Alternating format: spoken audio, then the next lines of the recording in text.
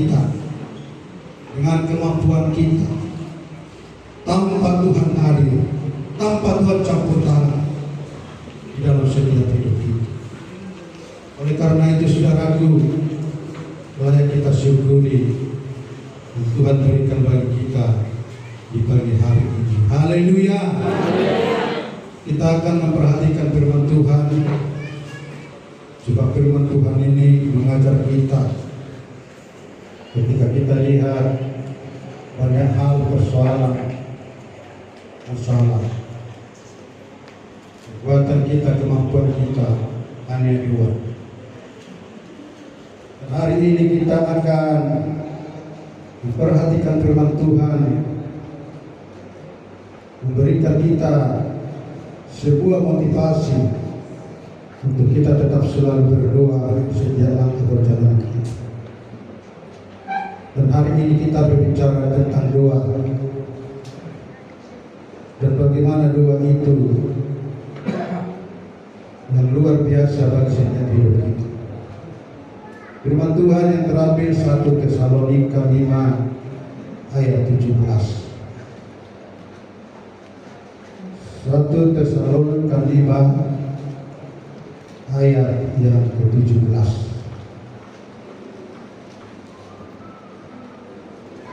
Kita sama-sama membaca firman Tuhan. Kalau sudah temukan katakan ya. Amin. 1, 2, 3. Tetaplah berdoa. Saya kira semua kita menghafal ayat ini dengan hafalan yang sangat pendek, tapi membawa dampak, membawa pengaruh, membawa kekuatan bagi setiap kita. Firman Tuhan katakan tetaplah berdoa. Apakah saudara susah? Apakah kita menderita? Apa kita sedang tertindis? Apa kita mengalami beban?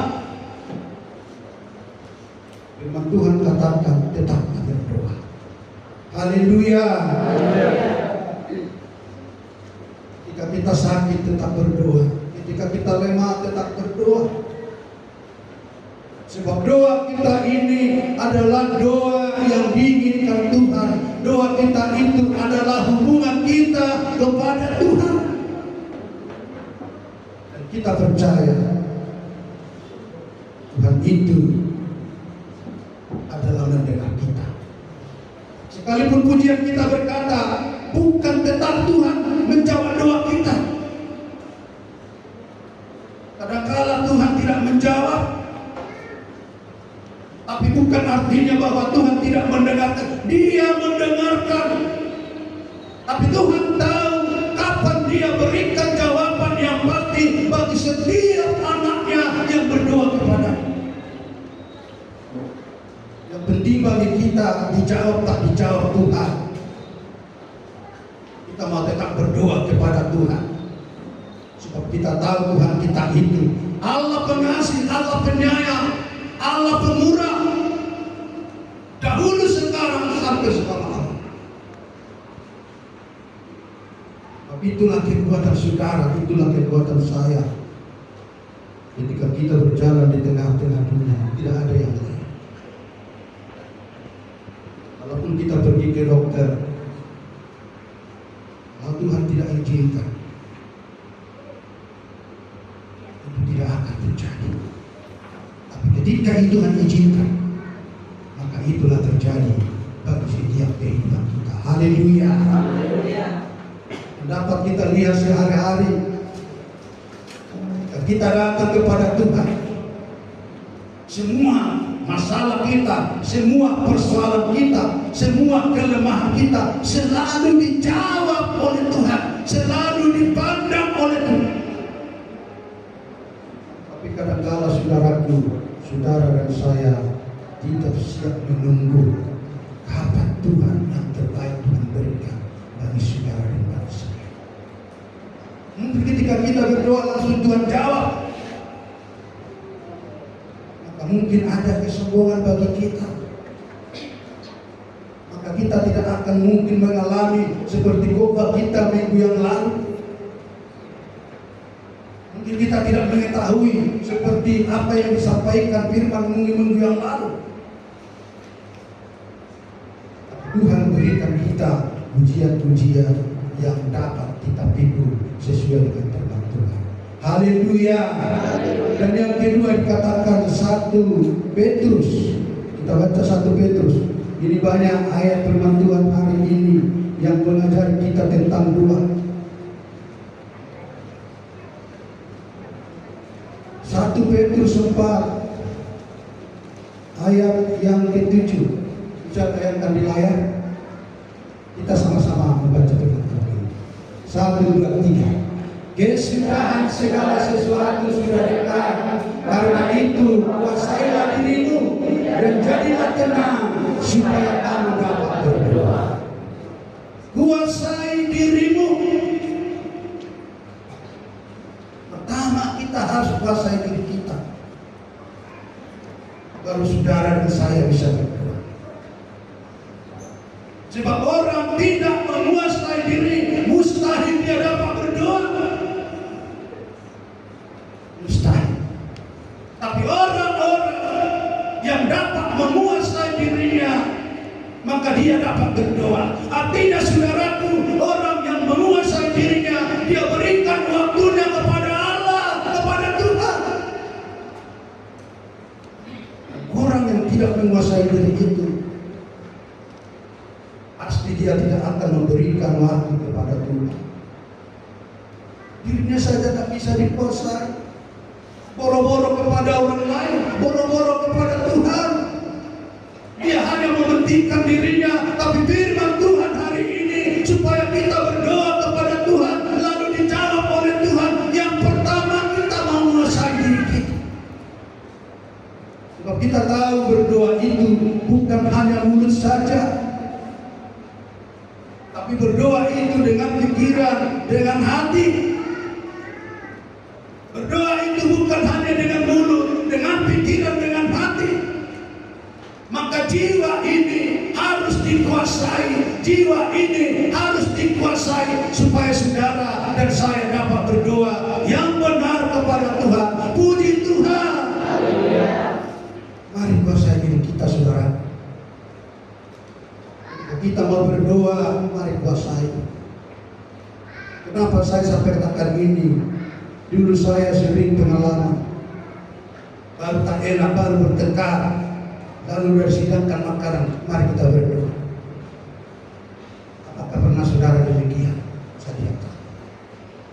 Tapi sebenarnya itu sebelum kita kuasai diri kita, lalu kita berdoa.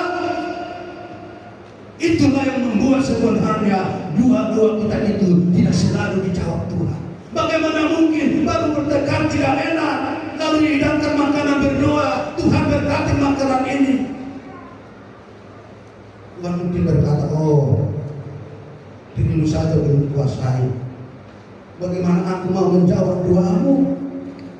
Kuasailah dirimu dulu, baru kamu datang berdoa kepadaku. Pasti akan menjawab setiap doamu, kata Tuhan. Haleluya. Maka oleh karena itu kita harus kuasai diri kita setiap saat. Sebab kita sadar tahu saudaraku, penguasa-penguasa di udara, dia mau mencoba setiap anak Tuhan supaya tidak dapat menguasai dirinya, supaya tidak dapat menguasai jiwanya, supaya tidak dapat menguasai pikirannya, supaya tidak dapat menguasai mulutnya. Dan acap kali saudaraku, iblis membuat supaya mulut anak-anak Tuhan, mulut saya, mulut saudara tidak dapat dikuasai, lalu mengeluarkan perkataan-perkataan yang tidak benar di hadapan Tuhan.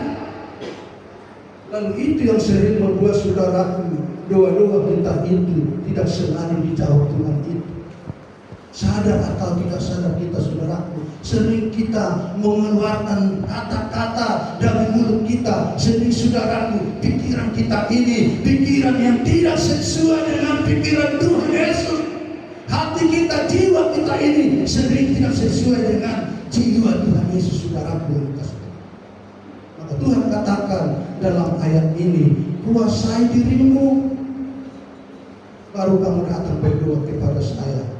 Dan ketika kita sudah kuasai, percayalah Tuhan akan jawab setiap doa kita.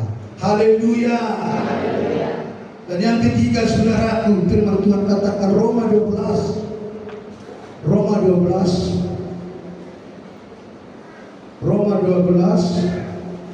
ayat 12. Bisa tampilkan Roma 12 ayat 12. Ini dikatakan bertekun. 1, 2, 3. Bersukacitalah dalam pengharapan, sabarlah dalam kesesakan, dan bertekunlah dalam doa. Firman Tuhan katakan sabar dalam kesesakan dan bertekunlah dalam doa, bersukacita dalam pengharapan. Mari kita teguh. Yesus ajarkan bahwa kita tahu saudaraku bahwa Tuhan kita Yesus adalah seorang tokoh yang paling terkenal di Alkitab untuk mengajar doa. Murid-murid tidak pernah berkata, Tuhan ajarlah kami berkhotbah. Tidak. Ajarlah kami melakukan mujizat. Tidak. Tapi murid-murid berkata kepada Yesus dan memohon kepada Tuhan Yesus, ajarlah kami berdoa. Bagaimana doa yang benar? Lalu Tuhan ajarkan, Bapa kami dalam sorga, dikuduskanlah namamu. Jadilah kehendak di bumi dan di sorga dan di bumi dan selanjutnya selama. Itulah doa yang benar. Dan itulah yang diajarkan oleh Yesus kepada murid-muridnya. Dan itu juga yang diajarkan Yesus lewat firman Tuhan ini kepada saudara dan kepada saya. Agar kita berdoa yang benar kepada Tuhan, saudara-saudaraku yang dikasih Tuhan. Maka firman Tuhan mengajar saudara dan saya adalah bertekunlah dalam doa, sabar dalam kesesakan, dan bersukacitalah dalam pengharapan. Kenapa kita perlu berdoa? Supaya kita dapat sabar dalam pengharapan itu, supaya kita saudaraku dapat bersukacita dalam pengharapan itu, supaya kita saudaraku sabar dalam kesesakan. Maka kita perlu berdoa, sebab kita tahu doa kita adalah sebuah kekuatan dari hidup kita, sebuah kemampuan yang Tuhan berikan kepada saudara, kepada saya, kepada anak-anak Tuhan. Maka kita perlu berdoa. Ketika kita berdoa, lalu Tuhan jawab, lalu Tuhan berikan kepada kita, saudara-saudaraku. Maka di dalam doa itu, di sana kita mungkin bertanya kepada Tuhan. Di sana kita mungkin meminta kepada Tuhan atau memohon kepada Tuhan. Maka Tuhan berikan jawaban kepada saudara dan saya. Sebab Tuhan katakan, mintalah akan Dia berikan. Hari ini firman ini mengajari kita untuk kita berteguh. Dan yang kedua dikatakan dalam doa ini, berjaga-jaga. Kita baca ini Kolose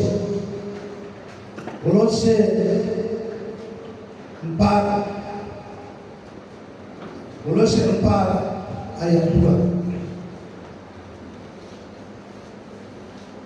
Apa dikatakan dalam Kolose 4 ayat 2? Kolose 4 ayat 2, kita akan baca bersama-sama. 1, 2, 3. Bertekunlah dalam pada itu, berjaga-jaga sampai kemuliaan itu. Setelah kita berdoa, lalu berjaga-jaga. Apa Artinya saudara yang dikasih Tuhan, orang yang berjaga-jaga itu siap sedia. Kapan saja datang musuh dari depan, dari belakang, dari kiri, dari kanan, berjaga-jaga. Supaya apa saudara? Supaya ketika datang musuh itu, kita saudaraku tidak terjebak. Maka kita perlu berjaga-jaga dengan doa. Sebenarnya doa ini adalah perlengkapan rohani yang Tuhan berikan bagi kita, yang dapat sesungguhnya menyangkal musuh kita ini. Ketika musuh itu mau menyerang saudara dan saya sebagai anak-anak Tuhan. Sebab musuh-musuh kita ini tidak tinggal diam, selalu mengambil kesempatan yang pada, yang tepat bagi anak-anak Tuhan, supaya anak-anak Tuhan itu dapat dikalahkan. Maka oleh karena itu perlu kita berjaga-jaga. Artinya saudara yang dikasih Tuhan, paling sedikit kita harus berdoa kepada Tuhan dalam satu hari. Berdoa pagi, berdoa siang, berdoa malam. Itu menjadi kekuatan saudara, itu yang menjadi kekuatan kita. Artinya sebelum kita sesuatu itu terjadi, sudah terlebih dahulu kita memohon kepada Allah, memohon kepada Tuhan. Maka ketika kita berdoa kepada Tuhan, Tuhan sudah catat ini. Pendeta sudah berdoa pagi, guru Injil Situa Jemaat sudah berdoa pagi. Nah, ini catatan, saya akan jaga Pak. Pemuda-pemudi demikian juga, kaum ibu demikian. Siang berdoa, Tuhan catat itu lewat malaikat-malaikatnya. Dan apa yang kita minta tadi, apa yang kita memohonkan tadi, apa yang kita sampaikan tadi, itu semua dicatat setiap doa kita, saudara-saudaraku yang dikasih Tuhan. Dan sebenarnya Tuhan itu tahu apa yang mau terjadi bagi saya, apa yang mau terjadi bagi saudara. Tuhan tahu itu. Iblis mau berencana menghancurkan umat Tuhan yang ada di gereja Kampung Baru Situpa. Tuhan tahu dan Tuhan tahu itu. Namun Tuhan selalu menunggu kapan umat saya memohon kepada saya, kapan umat saya datang kepada saya. Sebab itu yang Tuhan inginkan sebenarnya saudara.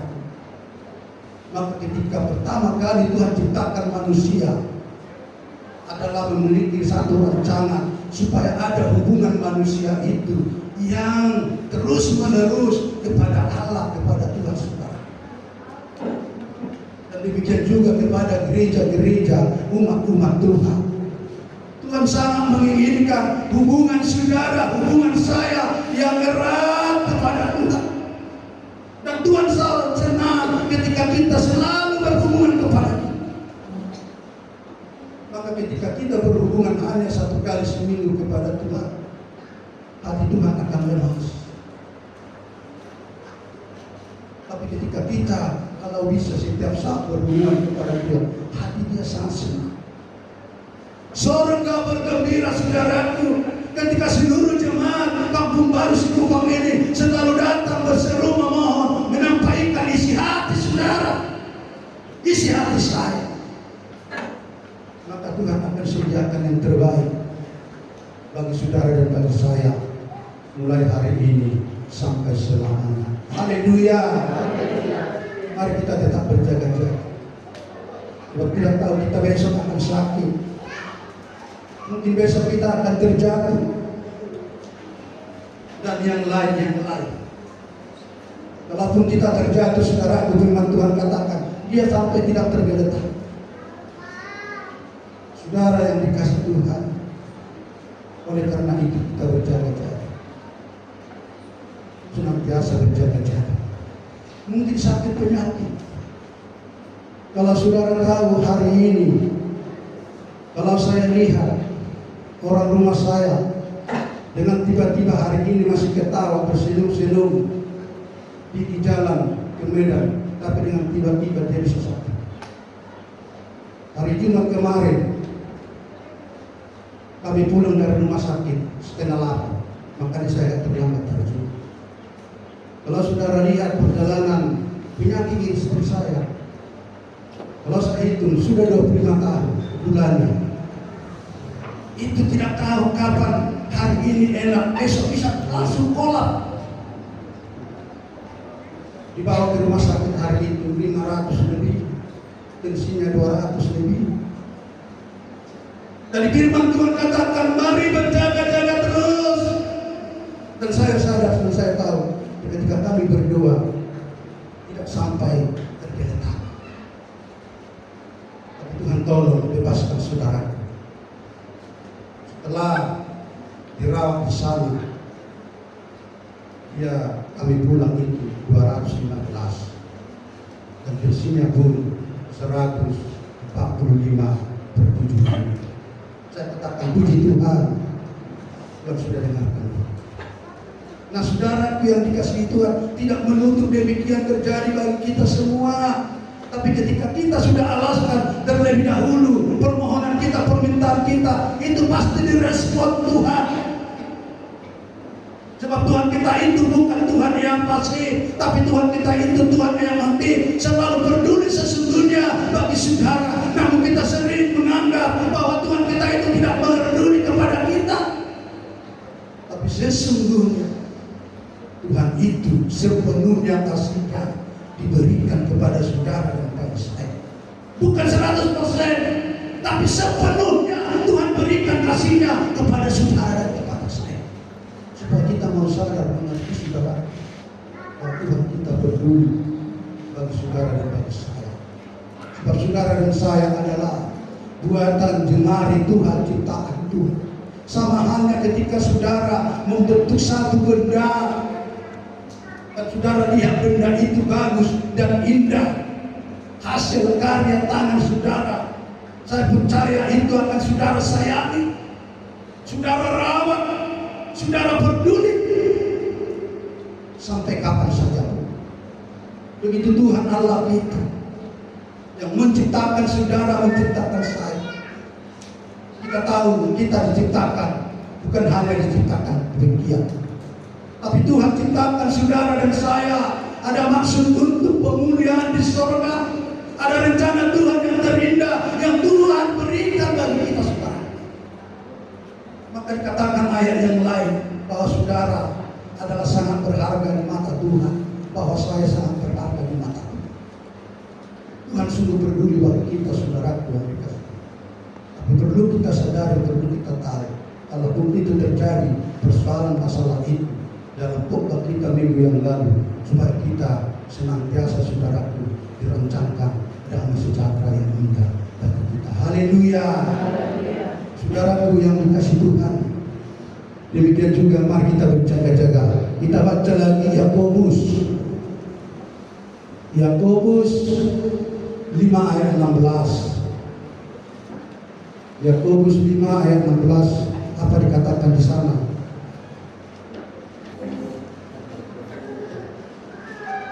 Yakobus 5:16, 1, 2, 3.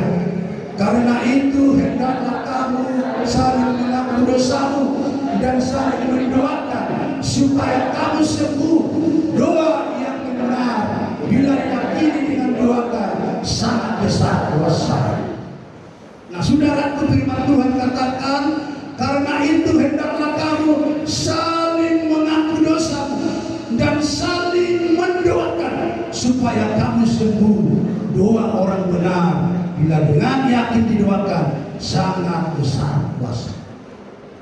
Jadi saudaraku, komunitas anak Allah, jemaat anak Allah harus saling mendoakan. Haleluya.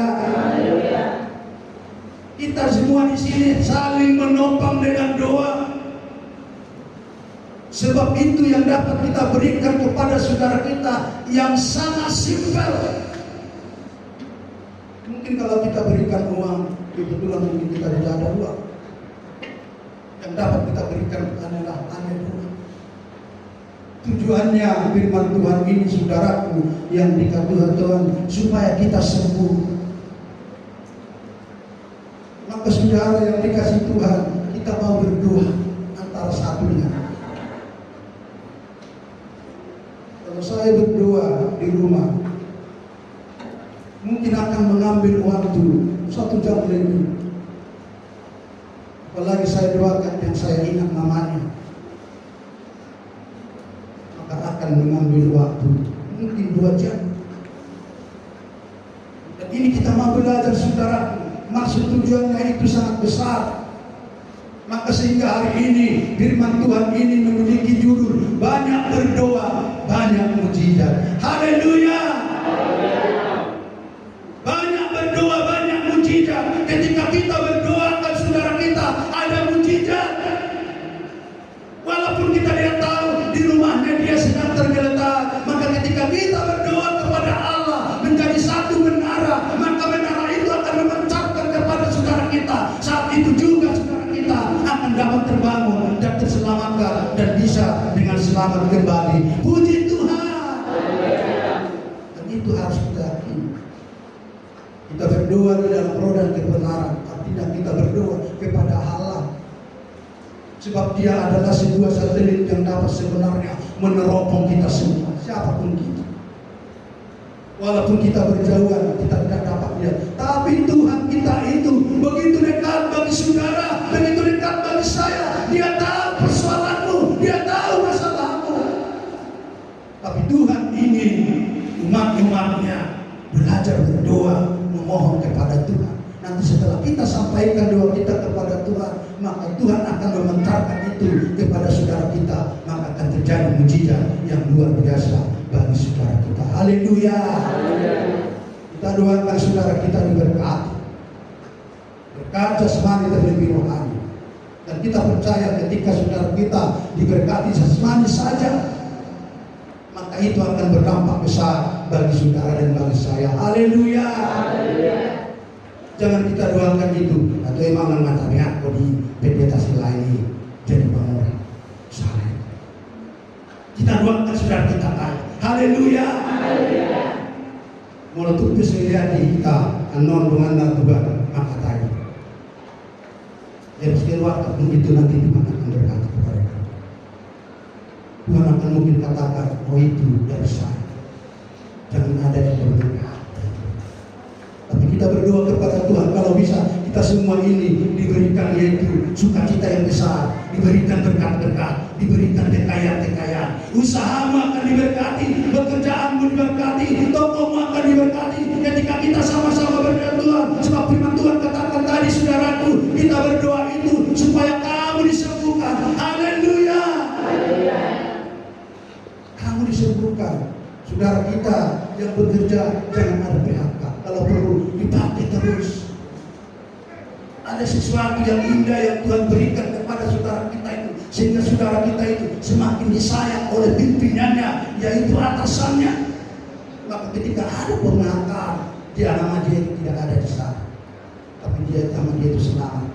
Sebab kita tahu ada mujizat yang besar yang Tuhan kerjakan bagi saudara kita itu. Haleluya. Ketika saudara kita itu ada memberikan satu usaha atau tokonya, selalu diberkati oleh Tuhan. Walaupun harganya biasa saja, tapi Tuhan kirim itu orang-orang untuk dapat belanja kepada mereka. Maka mereka itu pun mendapatkan yaitu keuntungan oleh belas kasihan Tuhan.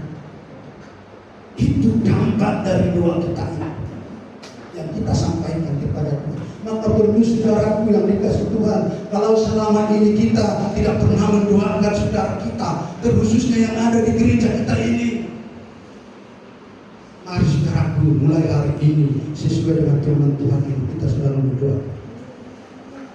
Kalaupun tidak tahu namanya atau markahnya atau doanya, bisa itu mungkin disempurnakan Tuhan ketika kita berdoa kepada Tuhan. Maka yang nyata akan Tuhan berikan bagi saudara kita, lalu kita semua diberkati saudaraku. Haleluya.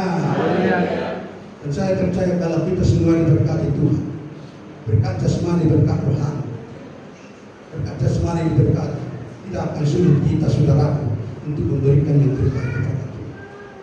Tidak akan susah kita saudaraku ketika ada mau kita pikirkan di tengah gereja kita ini, tidak akan sulit saudara-saudara. Tapi Tuhan berikan yang terbaik bagi setiap kehidupan kita. Haleluya. Saudara yang dikasih Tuhan, hari ini kita akan baca lagi Lukas 5 ayat 5. Lukas 5 ayat 16. Mungkin ada 1, 2, 3, 4, mungkin 5 ayat lagi kita akan baca. Lukas 5 ayat 16. 1, 2, 3. Akan tetapi ia mengundurkan diri ke tempat-tempat yang sunyi dan berdoa.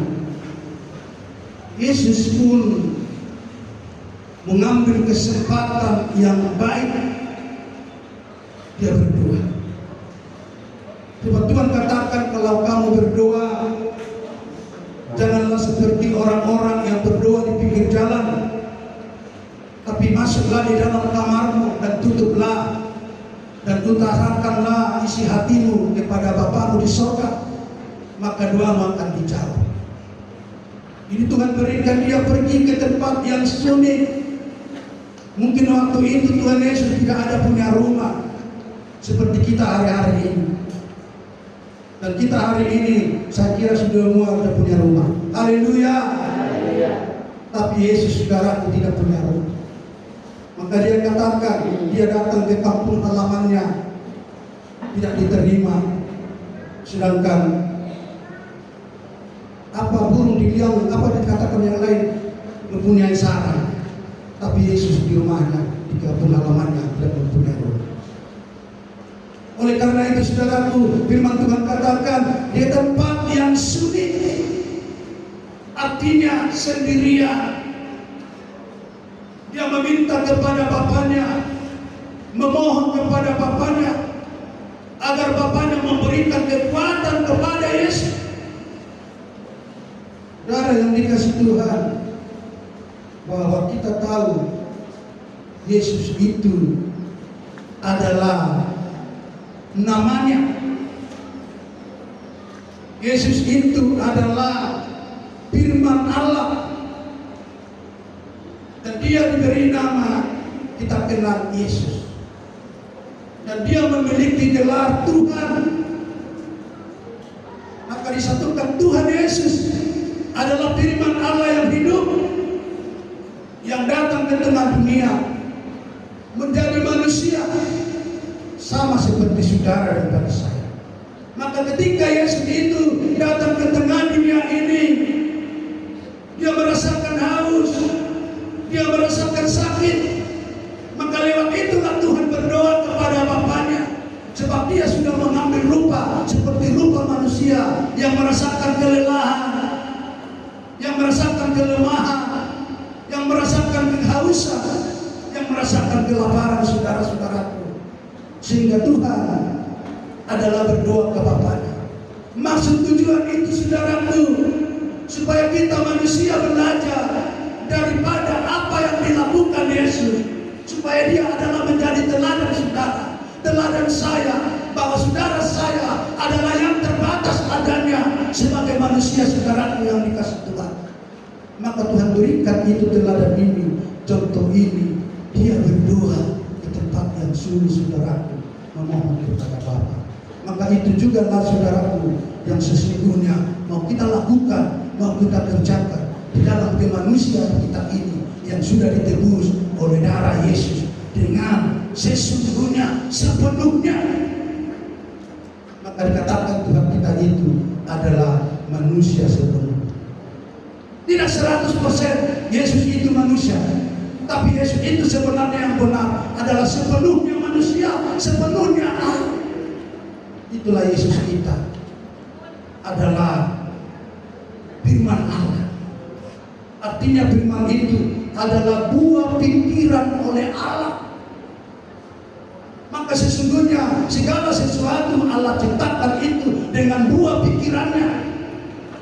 Maka setiap manusia, sama kalau dianalogikan, bahwa buah pikiran kita itu adalah firman. Maka firman itu pernah berkata, mulutmu memiliki kekuasaan biasa. Maka yang keluar dari mulut kita itu adalah firman kita. Maka ketika kita mengutuk, firman Tuhan katakan akan dapat membawa dampak yang negatif. Tapi ketika mulut kita mengeluarkan, yaitu memberkati, maka sungguh-sungguh orang itu akan diberkati. Haleluya. Buah pikiran. Maka ketika seseorang menciptakan, katakan itu insinyur, arsitek itu saudara, dia mengeluarkan buah pikiran yang ada di otaknya. Nanti bangunan ini akan 100 tingkat. Ini akan 100 tingkat. Dia pikirkan dengan dua pikirannya saudaraku. Dan itulah firman dia sebenarnya. Maka terjadilah penuh yang mencapai langit saudara-saudara. Itu semua buah pikiran manusia. Dan buah pikiran dia itu saudaraku yang dipenuhi dari Allah. Maka manusia dan seluruh isinya itu firman Tuhan katakan bahwa Allah menciptakan dunia ini, terang itu, gelap itu, pagi itu, sore itu, dengan firman, dengan buah pikiran. Jadi Yesus ini saudara adalah buah pikiran Yesus. Kita sebut dia adalah Yesus, dan dia memiliki gelar Tuhan saudara-saudara. Hari ini firman ini mengajari saudara supaya kita berdoa kepada Tuhan. Katakan tadi saudaraku, ke tempat-tempat yang sunyi dan berdoa. Artinya kalau ketika kita berdoa, mari kita pergi sendiri. Tak perlu didengarkan orang. Tapi hati kita berdoa kepada Tuhan dengan pikiran kita, dengan mulut kita, dengan jiwa kita. Itulah yang disebut Trinitas. Berdoa kepada Tuhan, berdoa kepada Bapa di dalam surga saudara yang dikasihi oleh Tuhan. Maka hari ini firman Tuhan ini mengajari saudara bagaimana kita berdoa. Tak perlu kita didengarkan orang. Sebab ada orang berdoa, kata Tuhan salah. Mereka berdoa dari perjanjian lama sampai perjanjian baru. Berdoa itu bukan dengan kata-katanya yang bagus, tapi kita berdoa bisa terus terang kepada Tuhan. Sebab kenapa saudara? Sebab kita itu anaknya, anak Allah, anak Tuhan. Bisa langsung kita berikan kesusahan, penderitaan kita. Bisa kita minta segala sesuatu kepada Bapa. Kalau kita meminta tidak tanggung-tanggung, tidak ada sesuatu. Anak-anak, pemuda-pemudi, berikan saya sesuatu yang besar. Tuhan tidak akan tolak. Sebab Tuhan itu adalah Bapamu yang tidak pernah menolak permintaan oleh anak-anak. Maka oleh karena itu, asalkan kita sungguh-sungguh dengan yang benar meminta kepada Bapa yang dikasihi Tuhan. Haleluya. Ayat yang berikutnya adalah Markus 1 ayat 35. Untuk kita berdoa, belajar daripada Tuhan. Markus 1 ayat 35. Ya, kita baca 1, 2, 3. Pagi-pagi benar, waktu hari masih gelap, ia bangun dan pergi keluar. Ia pergi ke tempat yang sunyi dan berdoa di sana.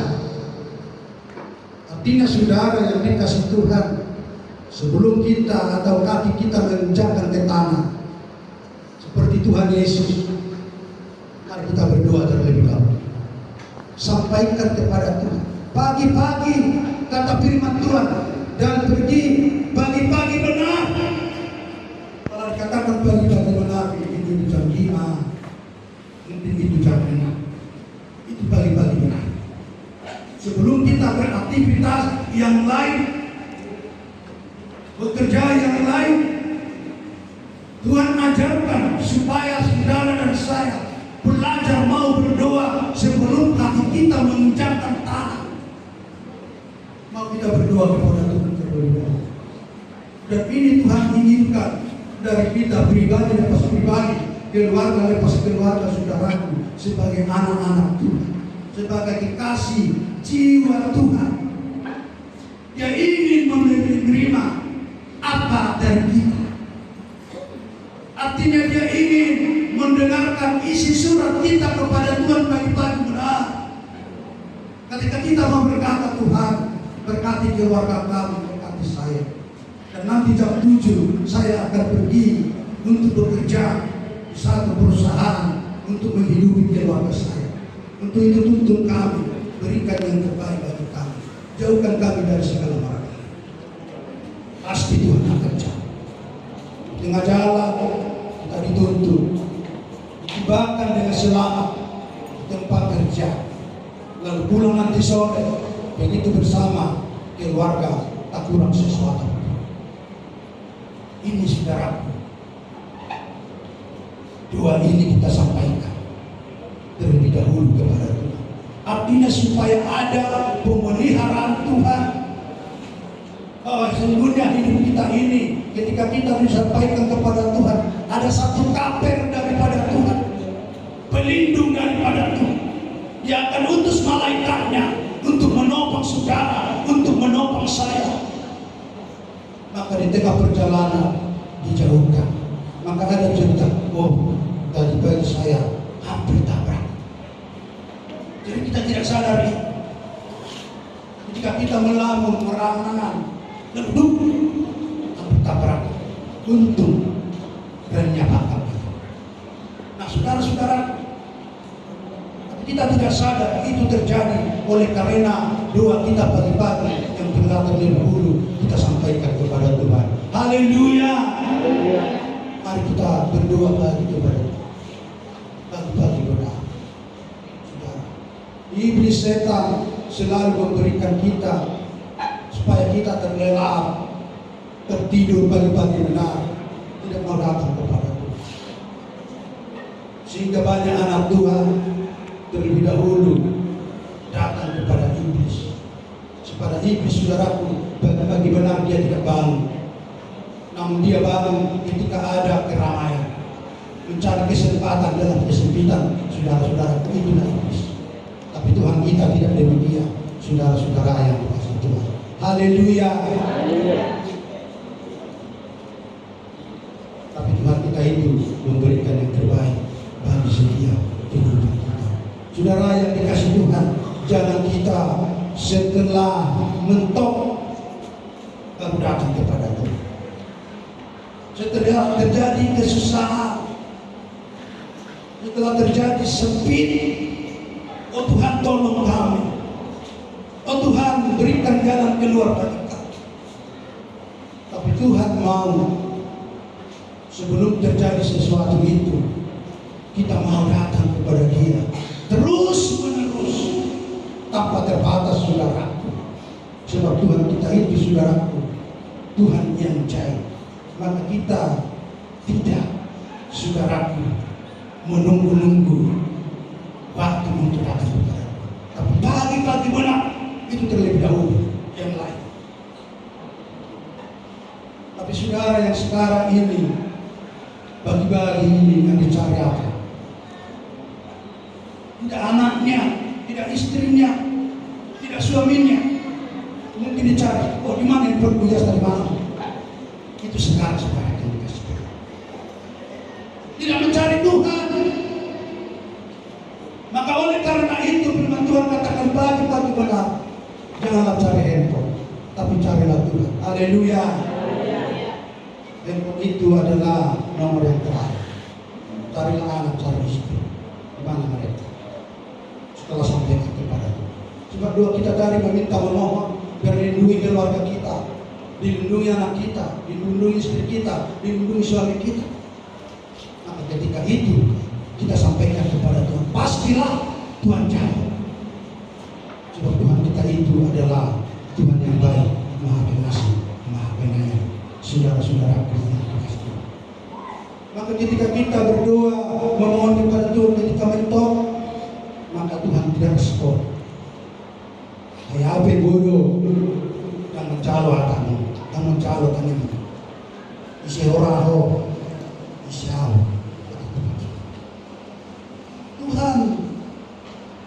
berhak memiliki prerogatif tidak menjawab doa kita.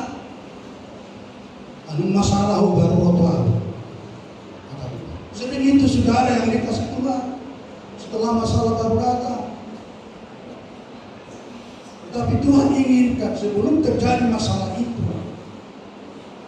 saudara dan saya harus mau tetap datang kepada Tuhan, saudaraku yang dikasih. Itu yang paling baik, yang paling disukai, yang paling disenangi. Ketika itu terjadi saudara dari benar, maka Tuhan itu akan berkata. Dia akan berkata, hai malaikat-malaikat surga, lihat anak saya di gereja kampung Balas ini. Berikan yang terbaik terindah bagi mereka. Maka dia curahkan itu saudara.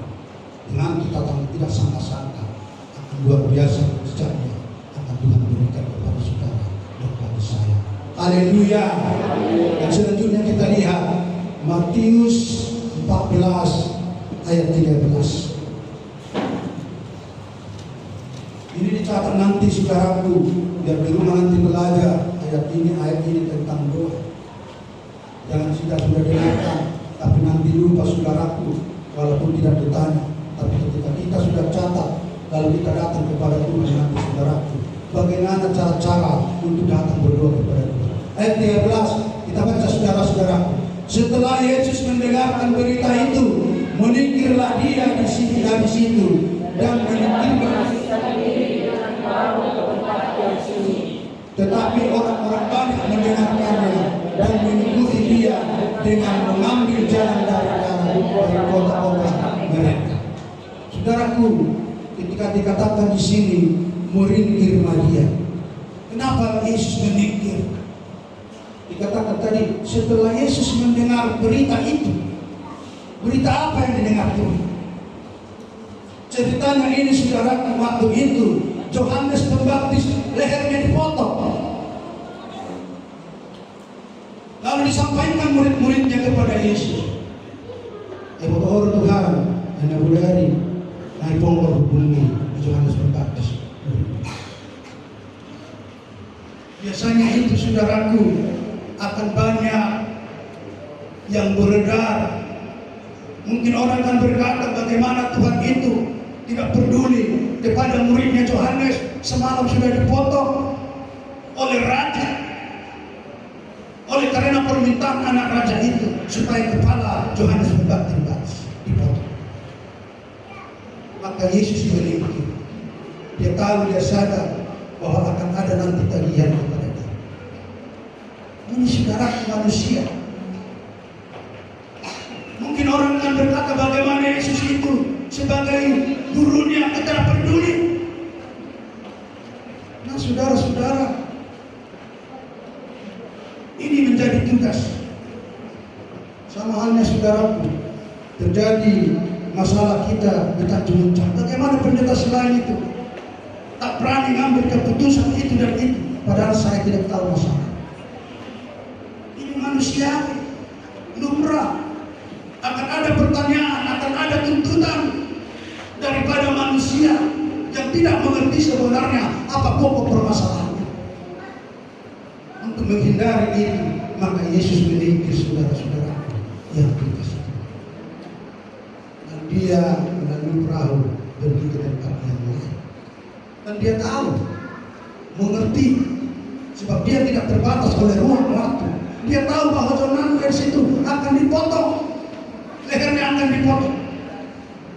Tapi saudara-saudara Yesus yang dikasihi oleh Yesus, itulah menjadi pergumulan kita. Maka dikatakan pikul salib seperti firman Tuhan pada hari Jumat. Itu adalah salib kita. Harus kita pikul saudara-saudaraku dan mulai menyangkal diri. Itu yang menjadi tanggung jawab kita sebagai anak. Salib itu seperti dipikul Tuhan Yesus.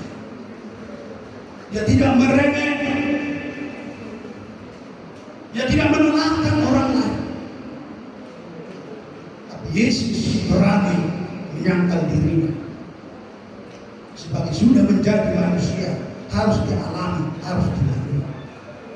Tapi di akhir itu saudaraku, ketika sudah datang itu kealahan dia akan melepaskan, membebaskan segala pikulan itu, segala beban itu, segala kematian itu. Dia akan selesaikan itu, saudara. Maka pihak yang lain, orang yang mati di dalam Yesus, dia akan bangkit seperti Yesus, dan dia akan duduk nanti surga yang mulia, Yerusalem baru yang Tuhan janjikan bagi saudara dan bagi saya. Haleluya. Maka ketika ada salib kita, percayalah itu begitu tidak berat. Tapi kita mau bertahan terus lewat apa yang kita berdoa kepada Tuhan supaya Dia berikan kekuatan, kemampuan, kesanggupan bagi saudara. Daging ini memang lemah, saudaraku. Daging kita ini memang lemah, tapi roh kita itu adalah penuh. Tuhan mengerti, Tuhan tahu isi hati kita. Saya percaya kita semua ada beban, ada salib masing-masing. Siapapun kita, apa kita sebagai orang tua, ada salib kita yang kita pikul. Saudara yang berkasih, apa kita anak-anak, ada salib yang mau dipikul oleh anak-anak kita, saudara. Maka oleh karena itu harus kita pikul, saudara-saudara yang dikasih Tuhan. Oleh karena itu, saudaraku, mari kita bijaksana dalam kita berjalan mengiring permuliaan Tuhan. Haleluya. Yang selanjutnya Matius 14 ayat 23.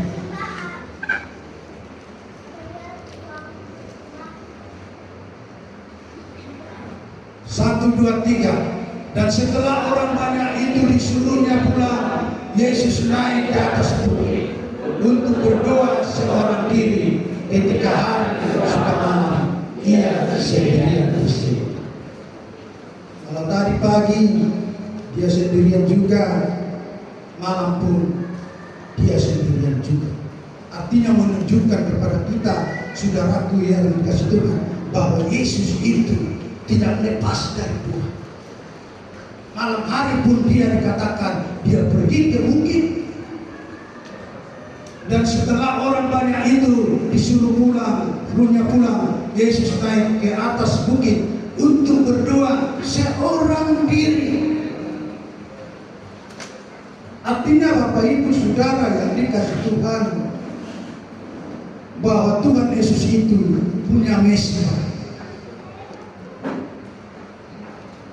Dari kita belajar dari ayat ini, seharusnya kita ada mesbah. Mesbah pribadi, lepas pribadi, mesbah di rumah kita. Kalau nanti saudara ada dapat berkat membangun rumah baru, yang terutama saudara pikirkan di mana mesbah. Haleluya. Mungkin tahun-tahun ini umat-umat Tuhan diberkati Tuhan wanita. Yang terutama bukan pikirkan, oh ini kamar kami yang paling besar. Tapi belajarlah buat tentukan di mana yang itu mesbah kepada Tuhan. Tujuannya saudaraku, supaya itu kita memohon kepada Tuhan, meminta kepada Tuhan, menyampaikan kepada Tuhan, maka Tuhan hadir di sana, menambah-nambahkan berkat yang sudah Tuhan berikan bagi saudara, bagi keluarga saudara, sukacita bagi saudara. Maka nanti ketika saudara diberkati, berikanlah mesbah doa kepada Tuhan, berikanlah. Kalau saya perhatikan orang Tionghoa ketika membangun, dia tentukan itu mesbah. Walaupun dia pemujaannya tidak sama dengan kita, tapi saya perhatikan itu, dia berikan itu mesbahnya untuk memuliakan Tuhannya. Dan segala persembahannya selalu dia pilih persembahan yang tak bercacat celah. Lalu saya berpikir dalam hati saya, ayat ini yang ada di ayat Tuhan kami, di Alkitab kami, kok bisa-bisa orang Tionghoa ini yang mengerjakan melaksanakan. Coba ketika dia beli pisang, dia tidak beli pisang yang jelek-jelek, dia turun ini dari dua. Tapi dia pilih pisang yang paling bagus, yang paling mulus, demikian jeruk dan yang lain. luar biasa orang ini. Padahal orang ini mungkin Tuhannya tidak hidup, mati. Tapi dalam hati saya, jangan kita sampaikan nanti kita diperondong lagi. Padahal Tuhan kami Tuhan yang hidup, yang pengasih penyayang. Hanya saudaraku perlindungan bagi hidup itu. Maka kita saudaraku belajar harus memberikan mesbah kepada Tuhan sebagai satu hubungan pribadi kita kepada Tuhan atau hubungan keluarga kita kepada Tuhan untuk meminta pertolongan, perlindungan, penjagaan Tuhan setiap hari, setiap saat bagi setiap kehidupan kita sampai nanti Maranatha Yesus datang ke tengah-tengah. Artinya saudara yang dikasih Tuhan, ketika kita menunggu Tuhan itu begitu lama belum kunjung datang, lalu di tengah perjalanan kita tidak mampu, tidak sanggup menanti-nantinya. Sebab itu saudaraku, pribadi manusia memiliki kebosanan saudara-saudaraku. Bahkan bisa jadi seperti 5 gadis yang bijaksana, 5 gadis yang tidak bijaksana. Gadis yang 5 bijaksana itu gambarannya adalah mengisi, yaitu pelitanya dengan minyak persediaannya. Maka ketika tiba waktunya dengan waktu yang begitu lama, pengantin laki-laki datang dan orang-orang berseru, pengantin laki-laki datang. Maka orang itu tinggal menyalakan pelitanya saudara. Gambarannya ketika kita selalu mendirikan doa saudaraku, itu adalah gambaran perempuan 5 yang bijaksana yang selalu mengisi minyak dalam hidupnya, dalam keluarganya. Maka terus menyala pelita kehidupannya untuk memberikan terang sekelilingnya, berdampak besar bagi orang-orang yang lain saudara.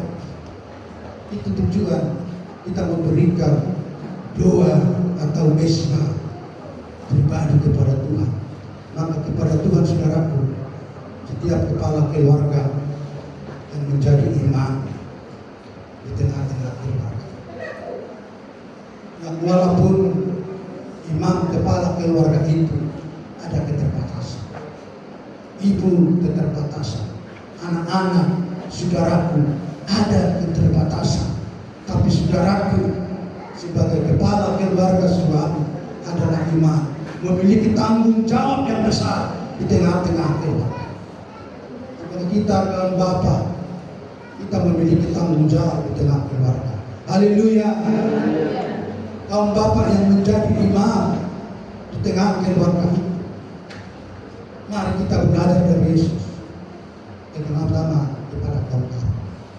Ketika kaum bapak tidak berdoa, bagaimana mungkin istri? Kita belajar. Nanti kalau bapak itu atau di tempat tidur itu berdoa dulu begini, berumat kami mulut itu. Nanti ketika istri bangun mau memasak, oh bapak berdoa, saya pun akan datang berdoa di samping itu. Maka ketika ada di sampingnya berdoa, ada kehangatan dari surga turun ke tengah-tengah keluarga itu. Haleluya. Dan kalaupun ibu duluan bangun, mari berdoa. Nanti bapak berdoa datang. Oh tadi malam saya tak lambat. Oh ibu sudah berdoa. Saya pun akan berusaha. Maka firman Tuhan katakan 2 atau 3 orang dengan sungguh-sungguh menyampaikan doanya kepada Tuhan, sangat besar kuasanya. Haleluya. Artinya ketika bapak sudah dan ibu sudah berdoa, nanti dia anaknya otomatis anaknya itu akan tergerak hatinya ikut berdoa. Walaupun doa bapak ibu itu sudah hampir habis, mungkin 2 kata 3 kata sudah amin, tapi ketika anak itu sudah datang di sana, sangat besar kuasanya. Haleluya. Bukan masalah panjangnya doa itu, sedikit pun pendek pun kuasanya sangat besar. Dan itu Tuhan katakan saudara-saudara yang dikasihi.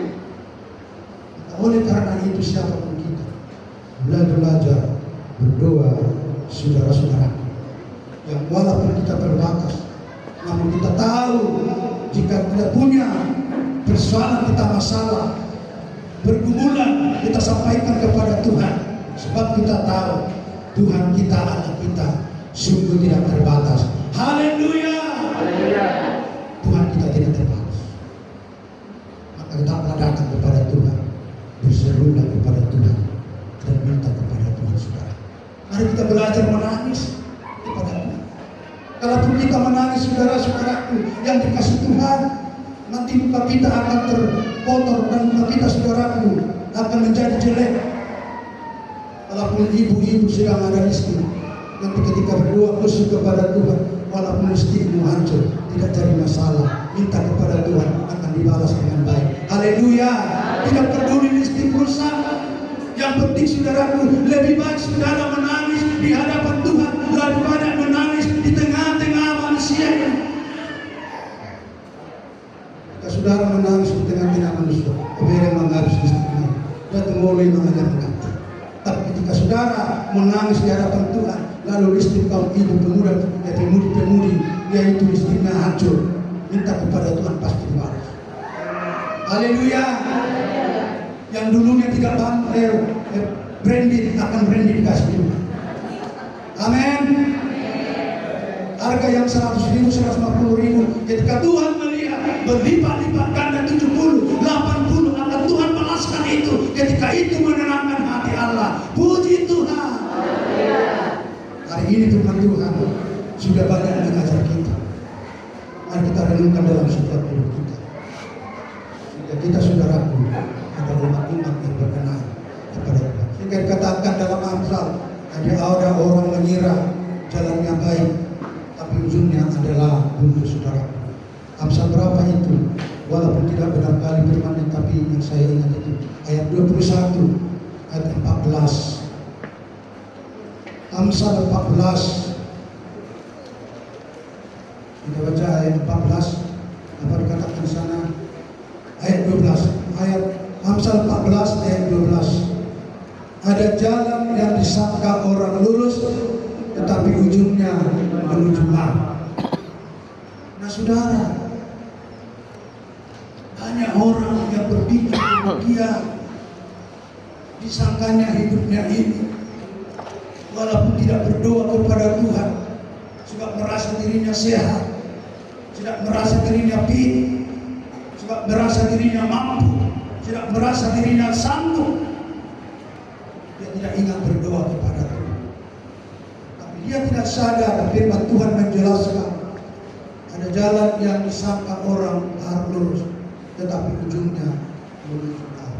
Artinya saudara yang dikasih Tuhan, ketika dia nanti akan bisa tergeletak. Tuhan katakan, oh saya tidak mengenal kamu, suaramu pun tidak saya dengarkan. Siapa itu? Firman Tuhan, hanya suaranya didengar. Lalu dia tahu anaknya itu si Esa. Yang walaupun anak adiknya siapa? Yusuf atau siapa? Yakob membohongi dia, lalu dia menjual hak kesulungannya. Lalu orang tuanya mendengarkan, masih itu suara aku begini. Karena suara di sini sudah cesa lupa. Kalian patah kesempatan, jangan macam orang ini berburu. Sumber baru, anak ini baru berburu aku bukan anak.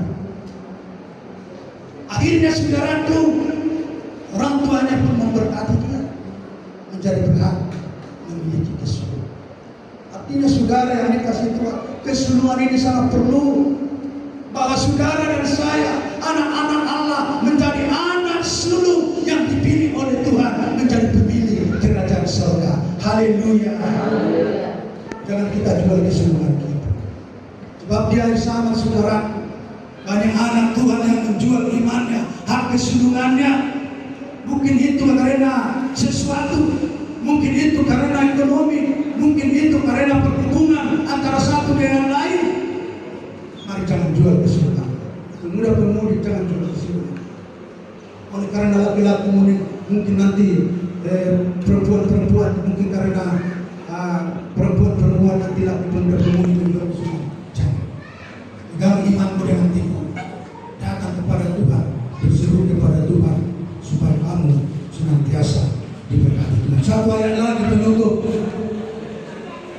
21. Amsal 21 ayat 2. Kita baca sama-sama. Setiap jalan orang adalah lurus menurut pandangannya sendiri, tetapi Tuhan yang menguji hati. Walaupun kita menganggap jalan kita lurus, mari kita sadar belum tentu lurus. Tetapi Tuhan yang dikatakan di sini, tetapi Tuhanlah yang menguji hati kita. Dia uji hati kita. Dia mungkin biarkan saudara dan saya menganggap terus dalam kita ini, menganggap kita ini, menganggap kita luar biasa.